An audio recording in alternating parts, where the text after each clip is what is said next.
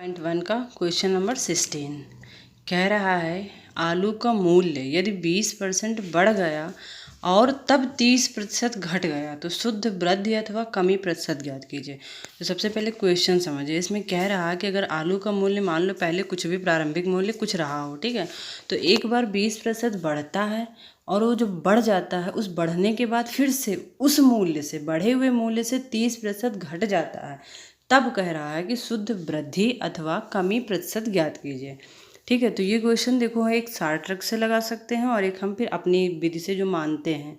ठीक है, तो शॉर्ट ट्रिक क्या है, ये सूत्र है कि x + y + xy/100। इसमें डायरेक्ट x के स्थान पे जो पहला बढ़ रहा है तो 20 रख देंगे, घट रहा है तो माइनस में। यहाँ पर इस सूत्र में ये ध्यान देना है कि अगर दोनों चीज़ वृद्धि है तो x और y का मान दोनों धनात्मक रखेंगे, अगर दोनों में कमी हो रही है तो ऋणात्मक रखेंगे। ठीक है, x और y के मान में वृद्धि हो रही है तो दोनों धनात्मक होंगे और अगर कमी हो रही है तो ऋणात्मक होंगे। तो हमने यहाँ पे 2-3 सूत्र इसी से बना दिए हैं, लेकिन सीधी सी बात है x y/100 में बस केवल इतना ध्यान देना है कि अगर वृद्धि है तो प्लस रखेंगे और अगर घट रहा है तो माइनस में मान रखेंगे। ठीक है, तो अगर इस सूत्र से सवाल लगाते हैं तो डायरेक्ट हो जाता है। तो अब देखो पहला कह रहा है कि 20% बढ़ रहा है, इसका मतलब x का मान धनात्मक हो गया, 20 हो गया यहाँ पे ये x का मान हो गया 20। ठीक है, दूसरी बार कह रहा है कि 30% घट रहा है, तो घटने का मतलब y का मान अब ऋणात्मक होगा, तो यहाँ -30 हो गया। ठीक है, उसके बाद वहाँ पे प्लस xy/100 था, लेकिन x का मान धनात्मक है, ठीक है, धनात्मक, और y का मान ऋणात्मक है, तो जब x प्लस और माइनस का गुणा करेंगे तो यहाँ पे माइनस चिन्ह आ जाएगा, इसलिए यहाँ पे -x का मान अब 20 रख दिया है और y का मान 30 रख दिया है। अब दोबारा y का मान यहाँ माइनस नहीं रखेंगे क्योंकि हमने x और वो धनात्मक और ऋणात्मक का गुणा करके यहाँ पे माइनस का चिन्ह लगा दिया है। ठीक है, अब सीधे मान रख लेंगे, तो ये हो गया 20 × 30/100। इसको सॉल्व कर लो, 20 - 30 -10 बचेगा। क्यों? क्योंकि विपरीत चिन्ह है, संख्याएं घटती हैं और चिन्ह बड़ी संख्या का लगता है, तो जब 30 में से 20 घटेगा तो ये हो गया -10। ठीक है, और 20 × 30 600/100, तो 0 से 0 दोनों कट गए तो बचा क्या -6, तो -10 - 6 = -16 आ गया।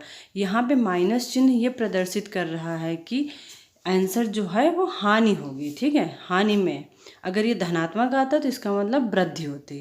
ठीक है ना, बस माइनस में आंसर नहीं है, माइनस चिन्ह केवल ये बताता है कि हानि हो रही है, अगर प्लस में आता तो वृद्धि होती। ये हो गया एक 60 से लगाना। ठीक है, अब दूसरी विधि देखो। दूसरी विधि हमने मान लिया कि माना आलू का प्रारंभिक मूल्य x रुपये है। ठीक है, x रुपये है। अब कह रहा 20% बढ़ जाने पर आलू का नया मूल्य क्या होगा।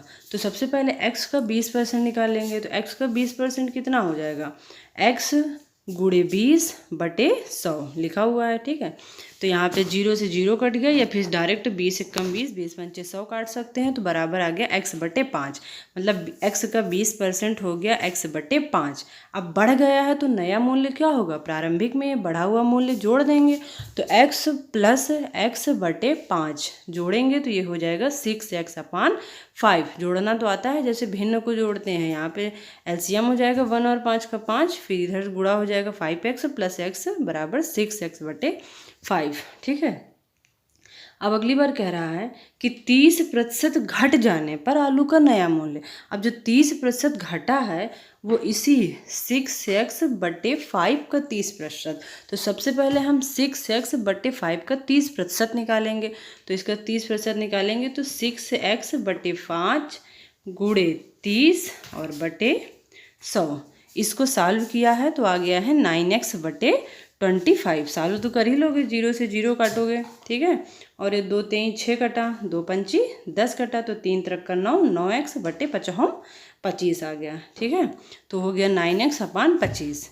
ये घट गया है, तो अब कह रहे नया मूल्य क्या होगा, पहले था 6x/5, इसका 30% घटा है, इसका मतलब इसमें से हम जो 9x/25 आया है इसको माइनस कर देंगे, तो इसको माइनस करने पे आ गया है 21x/25। माइनस करेंगे भिन्न की तरह, एलसीएम लेके ही करना है कि 5 और 25 का एलसीएम हो जाएगा 25, फिर पचहम 25 तो 5 छक्का 30 आ गया, और माइनस 25 1 जा 25 तो 9x, तो वो 21x अपान 25। अब ये हमें बाद का मूल्य पता चल गया है, ठीक है। अब कह रहा था कि शुद्ध वृद्धि अथवा कमी ज्ञात कीजिए, ठीक है। प्रारंभिक मूल्य ये x है, और जो नया मूल्य है 20% बढ़ा फिर 30% घटा, उसके बाद 21x अपान 25 आ गया है, ठीक है। तो अब इसके बाद क्या करना है, हमें तुलना इससे करना है। तो यहाँ पे कमी हुई है कि वृद्धि हुई है, तो इससे पता कर लेते हैं। ज़्यादा x है, यहाँ पे निकाल लो कमी बराबर, ठीक है। कमी जब निकालेंगे तो आ जाएगा x माइनस 21x बटे 25, फिर से हल करेंगे तो ये हो जाएगा 25x माइनस 21x अपान 25। तो इसका मतलब कमी आ जाएगी 4x अपान 25, ठीक है, 4x अपान 25।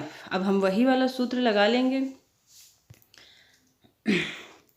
कमी का सूत्र। देखो यहाँ पे कमी निकाल के दिखा दिया है मैंने, ठीक है। शुद्ध कमी बराबर कमी बटे प्रारंभिक मान गुणे 100। तो कमी आई थी 4x अपान 25, प्रारंभिक मान x था गुणे 100। तो 4x अपान 25, x को उलट देंगे क्योंकि यहाँ भाग में है, इसके नीचे कुछ नहीं है, तो मान लिया कि ये 1 है तो ये पलट जाएगा, 1 अपान x हो जाएगा गुणे 100। x से x कैंसिल हुआ, 25 एकम 25, 25 चौको 100 कैंसिल हो गया, तो बचा कितना, 4 चौको 16%। ये हमारी आ गई कमी। तो चाहे पहले नियम के द्वारा क्वेश्चन हल करना, चाहे ये सेकंड नियम, समझ लेना दोनों, जो भी तुम्हें मन करे वो कर लेना कॉपी पे, ठीक है।